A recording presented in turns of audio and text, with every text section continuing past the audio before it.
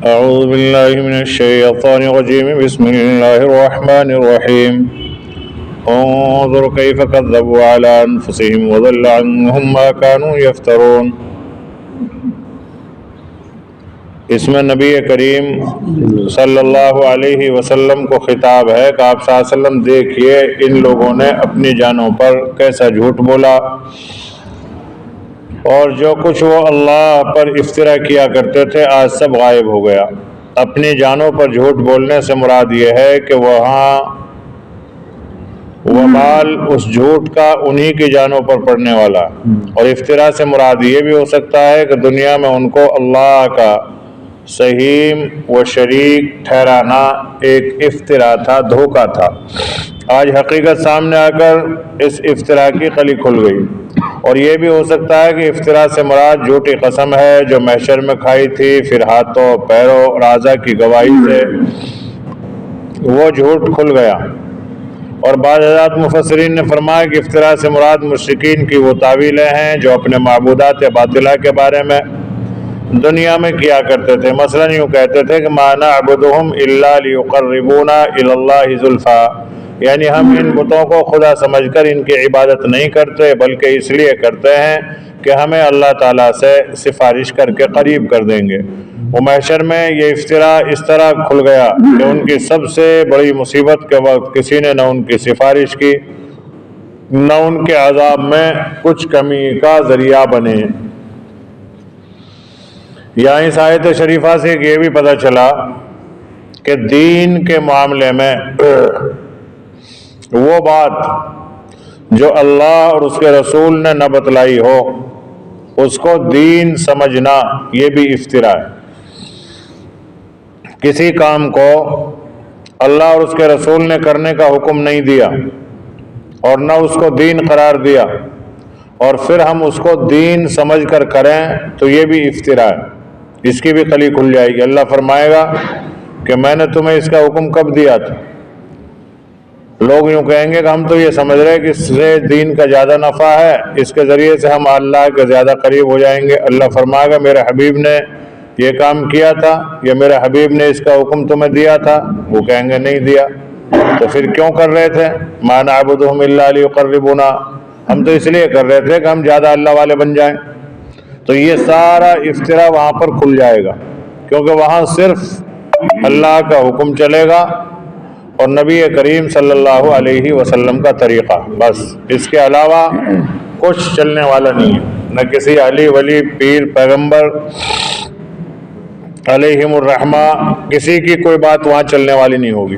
وہاں تو صرف جو حکم اللہ نے دیا تھا اپنے نبی کے ذریعے سے، اگر اس حکم پر عمل ہے تو وہ عند اللہ مقبول ہے، عمل نہیں ہے تو پھر سارا بدعات میں شامل ہے، اور کل بدعت ضلالہ وکل ضلالۃ فی النار۔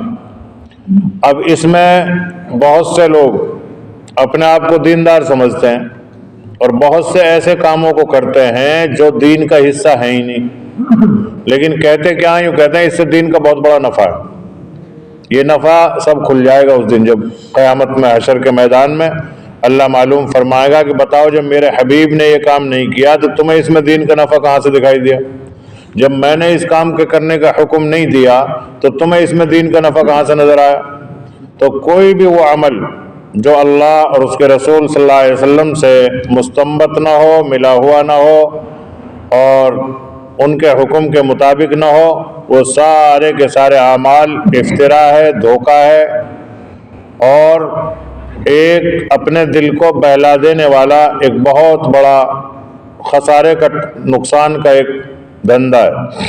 یہاں ایک سوال یہ ہے کہ اس آیت سے تو یہ معلوم ہوتا ہے کہ جس وقت یہ سوال و جواب ہوں گے معبودات باطلہ سب غائب ہوں گے، کوئی سامنے نہ ہوگا۔ اور قرآن مجید کی ایک آیت جس میں اللہ رب العالمین نے ارشاد فرمایا کہ احشروا الذین ظلموا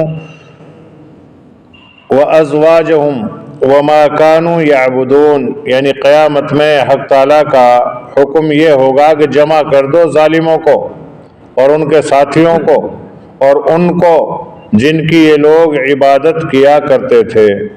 اس سے معلوم ہوتا ہے کہ محشر میں معبودات باطلہ بھی حاضر اور موجود ہوں گے، تینوں کو جمع کیا جائے گا۔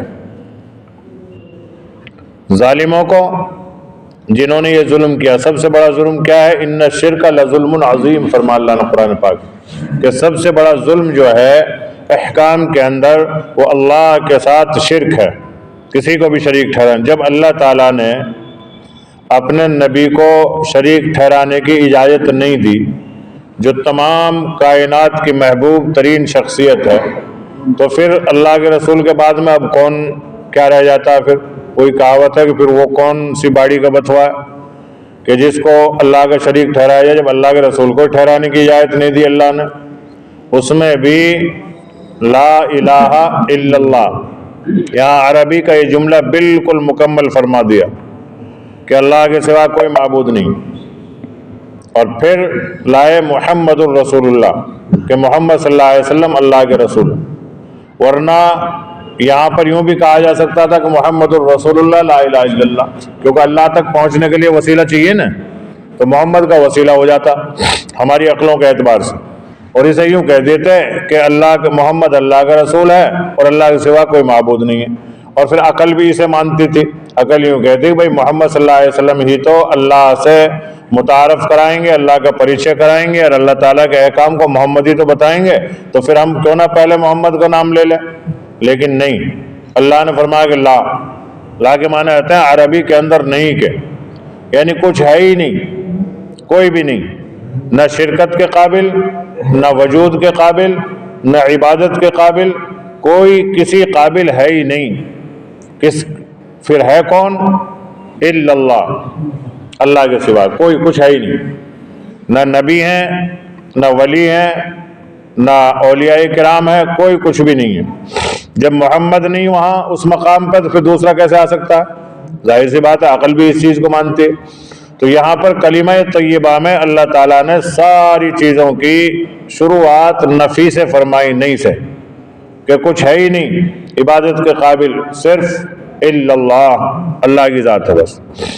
اب اس عبادت کے طریقے کو تمہیں بتائے گا کون، سمجھائے گا کون، تمہاری سمجھ میں کیسے آئے گا؟ محمد الرسول اللہ، کہ محمد صلی اللہ علیہ وسلم اللہ کے رسول ہیں، وہ تمہیں پیغام خداوندی سمجھائیں گے۔ تو پہلے معبود کی وحدانیت کا اقرار ہے اور بعد میں نبوت اور رسالت کا اقرار ہے۔ ایسا نہیں کہ صاحب پہلے نبوت رسالت کا اقرار کر لو اب بعد میں وحدانیت کا کر لو، ایسا نہیں ہے۔ جیسا ہم لوگوں کا خیال ہے کہ صاحب وسیلہ بناؤ، بغیر وسیلے کے ہم آگے تک کیسے جائیں گے؟ تو یہاں تو اللہ تعالیٰ یہ فرما رہا ہے کسی وسیلے کی ضرورت نہیں ہے محمد کے علاوہ، اور جس کو محمد کا وسیلہ مل گیا اب انہیں چھوٹے موٹے وسیلوں کی ضرورت ہی کیا ہے؟ جس آدمی کے مکان میں لفٹ لگی ہوئی ہو اور پھر وہ جو ہے بانس کی نسینی ڈھونڈتا پھرے کہ صاحب سیڑھی لگاؤں گا ادھر سے جب چڑھوں گا، ارے لفٹ تیرے پاس دے رکھی ہے تجھے تو لفٹ کیا کام آئے گی؟ تو نہیں صاحب لفٹ تو شارٹ کٹ میں پہنچا دیتی ہے، سیڑھیوں پہ اس میں آرام سے جاؤں گا اچھلتا کودتا۔ تو یہ حماقت ہے، بیوقوفی ہے۔ اللہ تعالیٰ قیامت میں سب کو جمع فرمائے گا، ظالموں کو بھی اور ان کے ساتھیوں کو۔ ظالم کون ہے؟ جنہوں نے شرک کو وجود بخشا، جنہوں نے یہ ہیلے بہانے وسیلے اسیلے تراش کیے، یہ ظالم ہے اللہ کے نزدیک۔ اور پھر جو ان کا ساتھ دینے والے، کسی بھی طرح سے ساتھ دینے والا،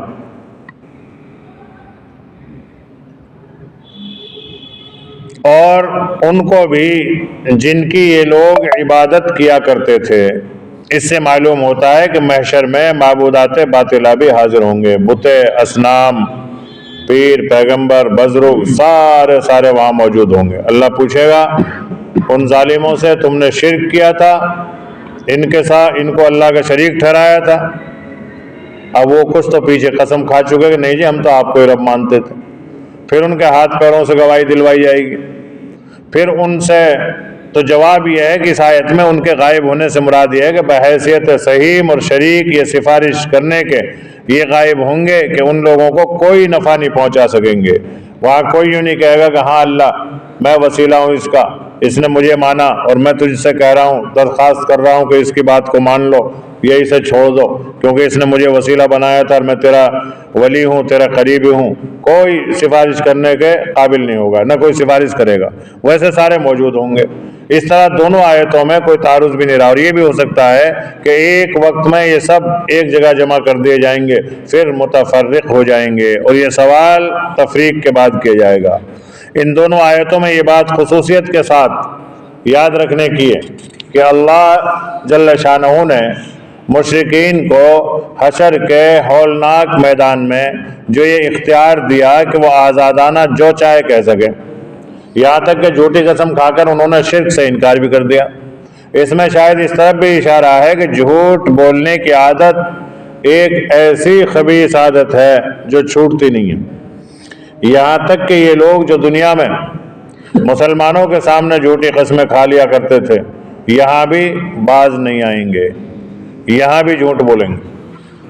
اور ایک لطیفہ لکھا ہے، وہ کسی حدیث کی کتاب میں تو شاید نہیں پڑھا میں نے تو، لیکن ویسے ہی اور کتابوں میں اسے پڑھا کہ ایک آدمی قبر میں جھوٹ بولے گا، منکر نکیر آئیں گے کہ من ربو کا نکورا بھائی تم کون ہو، ابھی تو لے کے گئے حساب، پھر آگے کیا؟ ہم نے تو یہ سنا ایک ہی بار لیا جاوے حساب، تم دوبارہ کیسے آ گئے؟ ارے پینٹ تو دب دھری رہ جائیں گی، ایسی پینٹ تو پاسنگ بھی نہ۔ تو جب وہ عرض کریں گے رب العالمین، وہاں تو حساب کتاب ہو چکا ان کا، میں نے تو کسی کو بھیجا ہی نہیں، وہ جھوٹا ہے، وہ دنیا میں بھی جھوٹ بولتا تھا، یہاں بھی بول رہا، جاؤ بلا کے لاؤ اسے۔ پھر حاضر کیا جائے گا، پھر اس سے پوچھا جائے گا بھائی تو نے جھوٹ کیوں بولا؟ اسی لیے تو بولا تاکہ تم مجھے اپنے قریب بلا لو یہاں اور مجھے معاف کر دو۔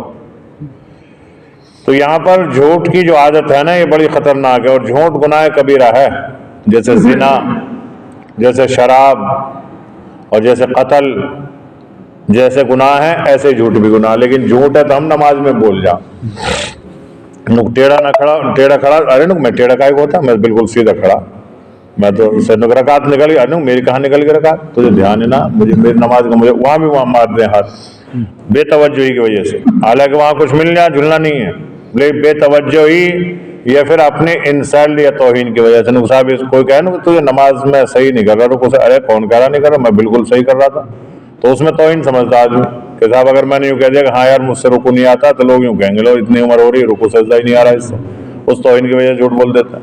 تو ہماری عادت جھوٹ کی بہت زیادہ بن گئی، اللہ تعالی ہم سب کو جھوٹ سے محفوظ فرمائے۔ تو بعض لوگ تو عادت بن جائے گی، اس لیے وہاں جھوٹی قسمیں کھا لیں گے کہ دنیا میں بھی کھا لیا کرتے تھے۔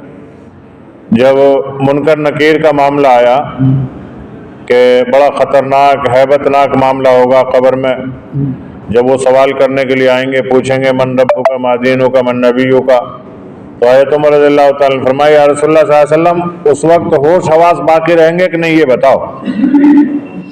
تو اللہ رسول نے فرمایا ہاں ہوش حواس باقی رہیں گے۔ تو حضرت عمر رضی اللہ تعالیٰ پھر تو دیکھ لوں گا میں، پھر تو ہم جواب دے دیں گے بلا جھجک۔ کیوں دے دیں گے؟ اس لیے کہ جس ماحول میں، جس مشغلے میں آدمی رہتا ہے، اسے چاہے سوتے سوتے کو ایک دم اٹھاؤ، وہاں قبر میں ایسے ہی لگے گا کہ سوتے سوتے کو جیسے ایک دم سے اٹھایا اور اٹھا کے من ربک کا۔ اب ظاہر سی بات ہے جو دنیا میں دین کے کاموں میں لگا رہا ہوگا اور اس نے ان سوالوں کے جوابات کی محنت کی ہوگی، تو فوراً کہے گا ربی اللہ، کہ میرا رب اللہ ہے، اور وہاں لینگویج بدلی ہوئی ہوگی، سب عربی بولیں گے، وہاں پر عربی میں بات ہوں گی۔ یہ اس نہیں کہ صاحب ترجمہ کرنے کی ضرورت پڑے یا پوچھنے کی ضرورت پڑے بھائی تو کہہ کیا رہا ہے، اسے ہندی میں اردو میں سمجھا دے، ایسا نہیں، کیونکہ وہاں کی زبان ہی عربی، اور اللہ کی زبان عربی، نبی کریم صلی اللہ علیہ وسلم کی زبان بھی عربی، اسی لیے اللہ تعالیٰ نے قرآن پاک کو بھی عربی زبان میں نازل فرمایا، ورنہ پہلی جو آسمانی کتابیں ہیں سریانی اوریانی زبانوں میں آئی ہیں، وہ دیگر یونانی زبانوں میں اور زبانوں میں جو اس وقت کے لوگوں کی زبانیں ہوا کرتی تھی، لیکن عربی زبان کیونکہ اللہ کی زبان پسندیدہ زبان ہے، اس لیے پیارے حبیب سرکار دو عالم صلی اللہ علیہ وسلم کی زبان عربی ہے، اس لیے اللہ تعالیٰ نے قرآن پاک کو عربی میں اتارا ہے، اور حشر کے اس میں روح کے نکلنے کے بعد سے سارے کے سارے معاملات پھر عربی میں ہی چلیں گے، ہم سب وہاں پر عربی پڑھے ہوئے ہوں گے، اس لیے یہاں پہ بہترین طریقے سے پڑھ لو عربی تاکہ وہاں سمجھنے میں بہت آسانی ہو جائے۔ کچھ لوگوں نے فارسی پڑھ رکھی ہو، ہاں وہاں بھی عربی ہو جائے گی، جو ہے مختلف زبانوں میں ہے نا، ترجمہ ہے صرف، ہاں قرآن کا ترجمہ مختلف زبانوں میں ہے، لیکن متن جو اصل رائٹنگ ہے وہ عربی ہے۔ اور نماز کا مسئلہ بھی یہی ہے، نماز اگر کوئی فارسی آدمی فارسی جانتا ہے، فارسی مگر الحمدللہ رب العالمین شما تعریف ہے بز یزدان خدا، تو وہ ایسے پڑھے گا تو نہیں چلے گا، کیونکہ وہاں الحمدللہ رب العالمین ہی پڑھنا پڑے گا اسے، اور جیسے نہیں تو اردو میں بہت سے ترجمہ جانتے ہیں، تمام تعریفیں اللہ کے لیے ہیں، اور ہمیں سیدھے راستے پر دکھلا دے، ہم تیری عبادت کرتے ہیں، وہ سیدھا راستہ جن پر تو نے انعام فرما، اگر کوئی ایسے پڑھے گا نماز نہیں ہوگی۔ کیوں؟ اس لیے کہ عربی زبان میں ہے نماز، تو اس لیے عربی میں ہی پڑھنی پڑے گی۔ آپ کی اپنی مادری زبان چاہے فارسی ہو، کوئی بھی ہو، کوئی بھی ہو۔ رہا قرآن پاک کا ترجمہ، یہ سب زبانوں میں الحمدللہ آج موجود ہے، عربی میں بھی وہ اس میں، ہاں عربی کا ترجمہ عربی میں بھی ہے اور فارسی میں بھی۔ عربی کا ترجمہ عربی میں ایسا ہے کہ عربی کے بعض الفاظ ایسے ہیں جس کی تشریح کرنے کی ضرورت پڑتی ہے، جیسے حیات الصحابہ میں بہت سے الفاظ ایسے، کیونکہ حیات الصحابہ اس وقت کی وہ زبان ہے جو عرب لوگوں کی مادری زبان تھی، اور قرآن پاک وہ عربی ہے جو لوح محفوظ میں محفوظ ہے۔ جیسے انگلش ہوتے ہیں نا، انڈین انگلش اور ہے، اب انڈین انگلش میں جب کہیں گے ٹھیک ٹھاک، ٹھیک ہے جی، تو کیا لکھیں گے؟ اوکے، اوکے ہو گیا۔ لیکن اور انگلش والے کیا لکھیں گے اسے؟ اوکے آئی وائی، اوکے، تو وہ ویسے لکھیں گے، حالانکہ وہ ترجمہ اس کا وہی ہے کہ صاحب یہ بات ٹھیک ہے، ٹھیک ہے۔ تو ہمارے یہاں تو ہندوستانی انگریزی میں اوکے، بس اتنے اس سے کام چل جائے گا، لیکن وہ پورا لکھیں گے اوکے۔ تو اسی طریقے سے عربی بھی بہت سی ہیں، عربی جو مادری زبان ہے آج بھی عرب والوں کی، اب پانی کو عربی کے اندر ماء کہا جاتا ہے، ماء، لیکن عربی کیا کہتے ہیں؟ مویا، جبل مویا، پانی لاؤ جلدی سے۔ اب مویا مویا، اب جو خالی ویسی عربی سمجھے جس نے، وہ تو مویا کا ترجمہ ہی ڈھونڈتا پھرے گا کہ مویا ہے کیا چیز ہے، تو کیونکہ ان کی بھاشا میں وہ اس کو اسی طریقے سے ملا جلا کر دیا یا بگاڑ دیا، ورنہ اصل لفظ ہے ماء، لیکن وہ کیا کہیں گے؟ مویا۔ اور لفظ ہے جاء بالماء، پانی لے کر آ، پانی کے ساتھ آؤ، ترجمہ اس کا یہ ہے، پانی کے ساتھ آؤ یعنی پانی لاؤ، لیکن وہ کیا کہیں گے؟ جبل مویا، جلدی سے پانی لے آؤ۔ اب جاء بالمویا کو جبل مویا کر دیا، حمزہ ہٹا دیا، مد ہٹا دیا، الف ہٹا دیا، شارٹ میں مار دیا۔ جیسے ہم کوئی کھانا کھا رہا ہو، ارے رک، پانی پانی پانی، بس اتنا کر، پانی پانی، تو یہ تھوڑی ہے کہ پانی پانی سے ہی ہو گیا پانی لیا، لیکن وہ اشارے کو سمجھتا ہے پانی لیا۔ تو ایسے ہی عربی میں بعض جگہ شارٹ مار دیا جاتا ہے، تو وہاں پر سب کی زبان عربی ہوگی، اور جھوٹ بولنے کی عادت کو دنیا میں ہی چھوڑ دینا چاہیے۔ اول تو یہ عادت بنانی نہیں چاہیے، لیکن غلطی سے اگر بن گئی ہے تو اسے ہمیں چھوڑ دینا چاہیے۔ یہ شدید وعید اور مذمت فرمائی گئی ہے جھوٹ کے بارے میں، قرآن میں جا بجا کاذب پر لعنت اللہ علی الکاذبین فرمایا گیا، اللہ کی لعنت ہو جھوٹ بولنے والے پر، چاہے وہ کسی بھی معاملے میں جھوٹ بول رہا ہو۔ اس لیے جھوٹ بڑا خطرناک معاملہ ہے، اور نبی کریم صلی اللہ علیہ وسلم نے فرمایا کہ جھوٹ سے بچو، کیونکہ جھوٹ فجور کا ساتھی ہے، اور جھوٹ اور فجور دونوں جہنم میں جائیں گے۔ یعنی علل اعلان دین کی توہین کرنے والا اس کو فاجر کہا جاتا ہے۔ ایک تو ایک آدمی نماز نہیں پڑھا، سب نماز پڑھا گا، ہاں جی غلطی ہو رہی ہے، ہم نماز پڑھ نہیں رہے، ہماری غلط بات ہے، پڑھیں گے انشاءاللہ، پڑھنی چاہیے ہمیں۔ اور یہ کہ کسی سے آپ نے کہا کہ صاحب نماز نہیں پڑھ رہے، نکے کیا ہوتا ہے اس اٹھک بیٹھک، تم جیسے نمازیوں سے تو ہم ہی پہلے جنت میں جائیں گے، یہ ہو گیا دین کا گویا مذاق، استہزاء، یہ فجور میں شامل ہے۔ تو ایسا آدمی جہنم میں جائے گا، اور جھوٹ بولنے والا بھی جہنم میں جائے گا۔ اور نبی کریم صلی اللہ علیہ وسلم سے دریافت کیا گیا کہ وہ عمل کیا ہے جس سے آدمی دوزخ میں جاوے، آپ صلی اللہ علیہ وسلم فرمائے کہ وہ عمل جھوٹ ہے، جھوٹ سے آدمی سیدھا جاتا ہے، کوئی رکاوٹ نہیں ہے بیچ میں۔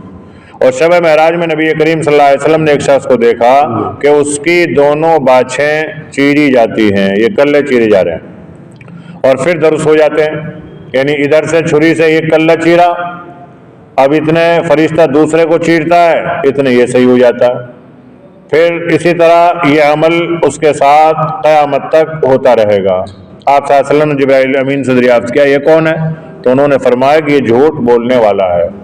اب ظاہر سی بات ہے کتنی تکلیف ہوگی، اگر ذرا سی چھری لگ جائے پیاز کاٹتے وقت، یا آدمی گھاس پھوس کے پاس سے نکل رہا ہو، جھنڈا پھولا سے چری ہی جائے، انگلی چر جائے بدن میں، کہیں ذرا سا وہ لگ جائے، کتنی تکلیف ہوتی۔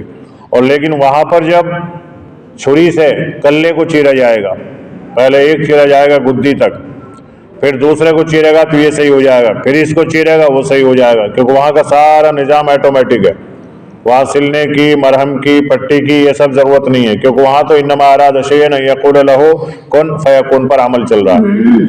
ایسے ہی جنتیوں کے لیے وہاں شارٹ کٹ میں ساری چیزیں، ایسے ہی جہنمیوں کے لیے ہیں، وہاں عذاب، اس کو جہنم کو دہکانا ہی نہیں پڑے گا، وہ اپنا آپ ہی دہکتی رہے گی، کیونکہ اس کو اللہ تعالیٰ اس کو گویائی، قوت، صلاحیت سب عطا فرمائیں گے، تو جہنم بول بول کے جلائے گی، نکلے بولتا تھا جھوٹ، لے چھری بولے گی، فرشتہ بولے گا، اور وہ ساری کے ساری چیزیں انسان سے خود بات کرتی رہیں گی۔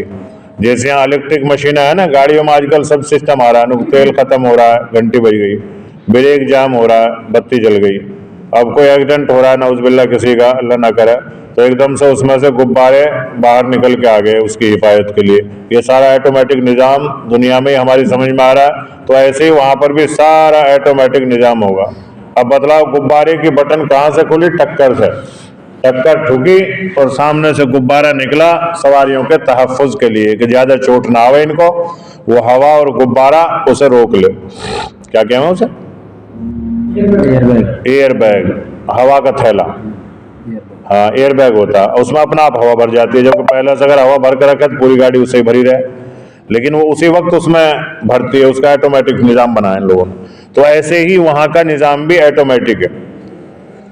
اور مسند احمد کی ایک روایت میں ہے کہ نبی کریم صلی اللہ علیہ وسلم نے فرمایا کہ آدمی پورا مومن اس وقت تک نہیں ہو سکتا جب تک کہ جھوٹ کو بالکل نہ چھوڑ دے، یہاں تک کہ مذاق اور مزاح میں بھی جھوٹ نہ بولے، یہ ہے مومن۔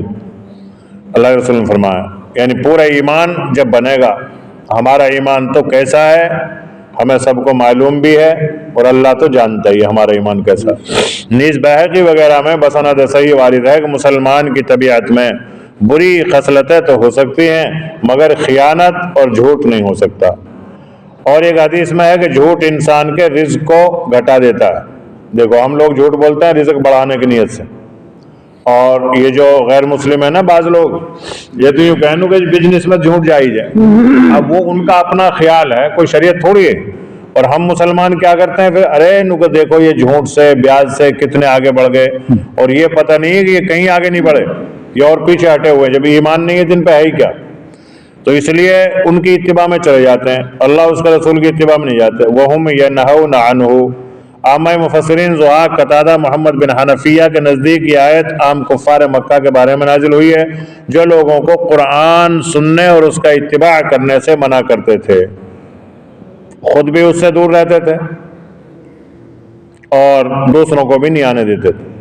آج بھی ایسے لوگ بہت سے موجود ہیں کہ خود بھی دین کا کام نہیں کرتے اور دوسروں کو بھی کرنے کا موقع ہی نہیں دیتے، اور بعض لوگ جو ہے دینداروں کے پاس انہیں جانے ہی نہیں دیتے۔ ارے نو ان کے پاس مت جا، ان کے پاس جاؤ گے ایمان خراب ہو جاؤ گے، نکاح ٹوٹ جائے گا تمہارا، ان کی باتیں سنو گے تو تم گمراہ ہو جاؤ گے، تباہ برباد ہو جاؤ گے۔ جتنے بھی کفار و مشرکین ہیں آج ان کے گرو گھنٹالوں نے ان کفار و مشرکین کو روکا ہوا ہے، اور دوسری وجہ اس کی یہ بھی ہے کہ ہم نے بھی روکا ہوا اپنے عمل سے، یعنی ہم مسلمانوں کے اگر اعمال سارے کے سارے ایمان کے مطابق ہو جائیں تو پھر ہم ان کو دعوت دینے کے لائق بھی ہیں، اور ہماری دعوت میں اثر بھی ہے، اور ہم ان کو سمجھا کر ایمان کی دعوت دے کر ایمان میں داخلے کا موقع ان کو ہم دے سکتے ہیں۔ لیکن ہم نے کیا کر رکھا کہ ہم نے خود رکاوٹ ڈال رکھی ہے۔ بعض کفار و مشرکین نے جب ہمارے احوال حالات کو دیکھا تو یوں کہتے ہیں کہ ان مسلمانوں سے تو ہم ویسے ہی اچھے ہیں۔ جیسے یہ تھا یہ بھیم راؤ امبیڈکر، انہوں نے مسلمان ہونے کا ارادہ کیا اور اپنی ساری قوم کو لے کر مسلمان ہونا چاہا اس نے اپنے وقت میں، اس وقت کیونکہ اس کے ساتھ مسلمانوں نے بہت سے احسانات کیے تھے، تو وہ ان احسانات کی وجہ سے مسلمانوں کی طرف تھوڑا جھکا اور پوری قوم کے ساتھ لاکھوں لوگوں کے ساتھ ایمان لانا اس نے چاہا۔ لیکن گاندھی بہت بڑا مکار فریبی تھا، جب اسے پتہ چلا کہ یہ مسلمان ہونے جا رہا ہے تو گاندھی نے اس سے یوں کہا کہ کون سے مسلمان ہوگے تم، شیعہ یا سنی یا دیوبندی بریلوی یا کون سے بنو گے یا بورے؟ انہوں نے کہا ہے مسلمانوں میں اتنی ساری قسمیں ہوتی ہیں، ارے تجھے پتہ ہی نہ بھی، یہ مسلمان دیکھنے میں تو ایک لگے ہیں، یہ تھوڑی ہیں، ان میں تو بہت سارے وہ ہیں فرقے اور ایک دوسرے کا دشمن ہے۔